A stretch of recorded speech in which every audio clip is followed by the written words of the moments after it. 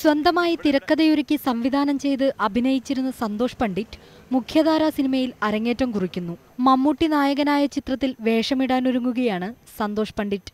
മമ്മൂട്ടിക്കൊപ്പം മുഴുനീള കഥാപാത്രമായാകും എത്തുക എന്നറിയിച്ച സന്തോഷ് പണ്ഡിറ്റ് മെഗാസ്റ്റാറിനൊപ്പം അഭിനയിക്കുന്നതിന്റെ ത്രില്ലിലാണെന്നും പറഞ്ഞു. മമ്മൂക്കയായിട്ടുള്ള ഒരു സിനിമ ചെയ്യാൻ സാധിച്ചതിൽ വളരെ സന്തോഷമുണ്ട്. ഒറ്റ വാക്കിൽ പറഞ്ഞാൽ ഞാൻ വളരെ ത്രില്ലിലാണ്. ഇങ്ങനൊരു സിറ്റുവേഷൻ നമ്മൾ മുമ്പേ ഒരുപാട് സ്വപ്നം കണ്ടതാണ്. അതിൻ്റെ പ്രായോഗികമായിട്ടാണ് വരുന്നത്. തീർച്ചയായിട്ടും ഇനി ഒരുപാട് ഇതുപോലുള്ള അവസരങ്ങൾ കിട്ടും എന്നാണ് പ്രതീക്ഷിക്കുന്നത്.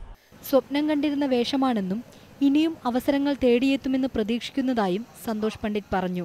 രാജാതിരാജയ്ക്ക് ശേഷം അജയ് വാസുദേവ് സംവിധാനം ചെയ്യുന്ന ചിത്രമാണിത്. ക്യാമ്പസ് പശ്ചാത്തലത്തിലാണ് സിനിമ ഒരുക്കിയിരിക്കുന്നതെന്ന് തിരക്കഥാകൃത്ത് ഉദയകൃഷ്ണ. ഈ ചിത്രം പക്ഷേ ഒരു പ്രണയകഥയല്ല പറയുന്നത്. ഈ ചിത്രം പറയുന്നത് ക്യാമ്പസിലെ സംഘർഷങ്ങളുടെ കഥയാണ്.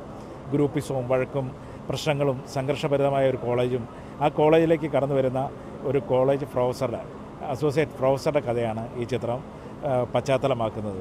ഉണ്ണി മുകുന്ദൻ, ഗോകുൽ സുരേഷ് ഗോപി, മുകേഷ്, പാഷാണം ഷാജി, സുനിൽ സുഗത, കൈലാഷ്, മഹിമ നമ്പ്യാർ തുടങ്ങി വലിയ താരനിര തന്നെ ചിത്രത്തിനായി അണിനിരക്കുന്നു.